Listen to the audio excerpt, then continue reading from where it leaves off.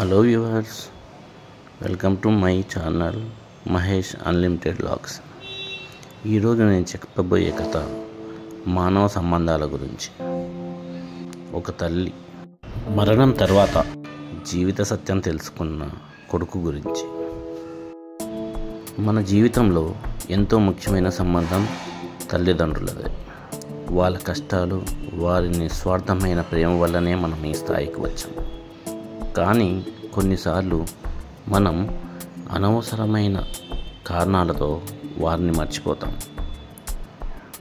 వారి అవసరాలను నిర్లక్ష్యం చేస్తాం.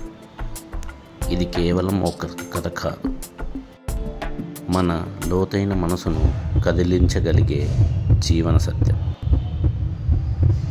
ఒక అందమైన జంట ఎన్నో పూజలు, నోములు చేస్తే గానీ సంతానం కలగలేదు. లేక కలిగిన కొడుకుని చూసుకొని మురిసిపోయే తల్లిదండ్రులు.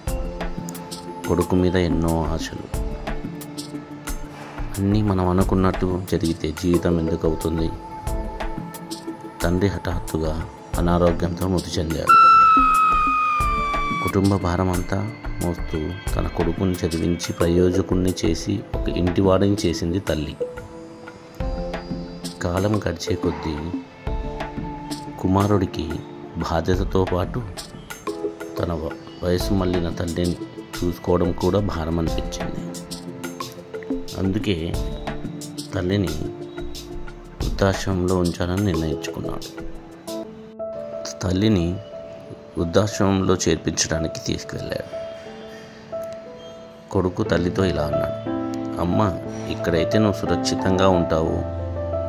నా పని ఒత్తిడి ఎక్కువగా రావడానికి టైం ఉండదు, కానీ అప్పుడప్పుడు చూసేందుకు తప్పకుండా వస్తాను అని ఆమెను అక్కడ వదిలేసి వెళ్ళిపోయాడు. తన కొడుకు బాగుంటే చాలు అనుకుని మౌనంగా ఉండిపోయింది తల్లి. వృద్ధాశ్రమంలో ప్రశాంతంగా ఉండడానికి ప్రయత్నించింది తల్లి.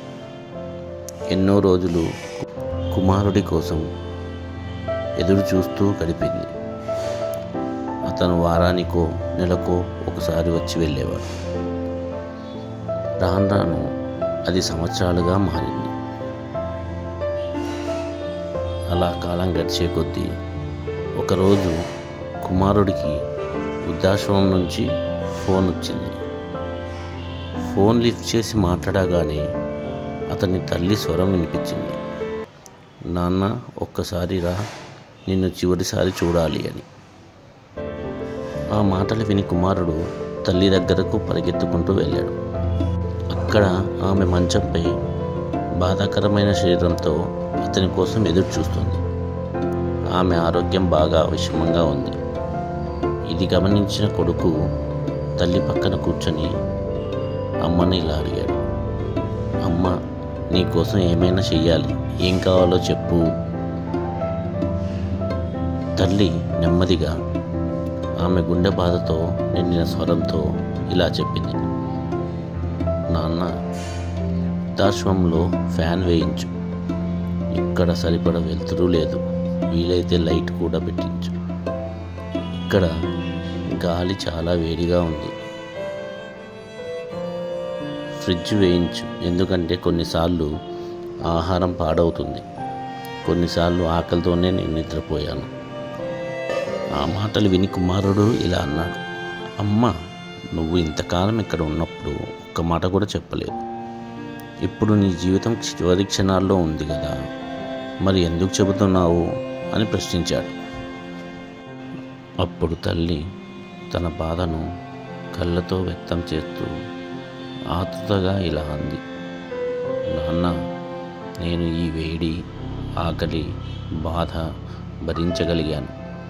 ఎందుకంటే నాకు తెలుసు, ఇలాంటి బాధలు నేను చాలా అనుభవించాను. ఇది నా జీవిత చివరి దశ, అది నాకు అర్థమవుతుంది. కానీ నీవు అలా కాదు. నిన్ను నేను అపురూపంగా పెంచాను. నువ్వు పెద్దవాడవుతావు. నీ పిల్లలు కూడా నిన్ను ఇక్కడికి పంపిస్తే నువ్వు ఈ బాధ భరించలేవు నాన్న. నువ్వు తట్టుకోలేవు నాయన. కాబట్టి ఈ ఫ్యానును, ఫ్రిడ్జు ఇక్కడ ఉండాలి, నా కోసం కాదు, నీ కోసం. తల్లి మాటలు విన్న కొడుకు గుండెల్లో పిడుగుపడినట్టయింది. ఒక్కసారిగా కుప్పకూలిపోయాడు. కుమారుడికి తన తప్పు పూర్తిగా అర్థమైంది. తల్లి మాటలు వినడమే కాదు, తన బాధలను మరవలేకపోయాను. తల్లి చేతిని పట్టుకొని కన్నీళ్లతో ఆమె కాళ్ళపై పడి వేడుకుంటున్నాడు. అమ్మ, నన్ను క్షమించు. నీకు నేను చేసిన అన్యాయం ఇప్పుడు అర్థమైంది. నీ ప్రేమ నిస్వార్థమైంది, కానీ నా ప్రేమ స్వార్థంతో నిండిపోయింది. నిన్ను ఇక్కడ ఉంచినందుకు చింతిస్తున్నాను అని బోరున ఏడుస్తున్నాడు. కానీ ఈ మాటలు వినడానికి తల్లి లేదు. బిడ్డకు చెప్పాల్సిన మాటలు అయిపోగానే తల్లి తను చాలించింది. తల్లి మరణం తర్వాత అతను తన జీవితాన్ని పూర్తిగా మార్చుకున్నాడు. వృద్ధాశ్రమం కోసం ఏకంగా కొత్త ఫ్యాను, ఫ్రిడ్జ్, మెరుగైన సదుపాయాలను అందించాడు. తల్లి చెప్పిన చివరి మాటలు అతని జీవిత పాఠంగా మారాయి. ఫ్రెండ్స్, తల్లిదండ్రుల ప్రేమ నిస్వార్థమైనది. వారు మన కోసం ఎప్పుడూ ఆలోచిస్తారు, మన భవిష్యత్తు గురించి మాత్రమే పట్టించుకుంటారు. ఈ కథకు మనకు చెబుతున్నది ఇదే. వారి ప్రేమను జీవితంలో ఉన్నప్పుడే గుర్తించాలి. ప్రేమ చూపించడం, గౌరవించడం, వారి గురించి ఆలోచించడం మన ప్రాధాన్యత కావాలి. తల్లిదండ్రులు మన దేవుళ్ళు. వాళ్ళు మనతో ఉన్నంత వరకు వారిని సంతోషంగా ఉంచుదాం. మీ అందరికీ ఈ కథ నచ్చిందని ఆశిస్తూ ధన్యవాదం.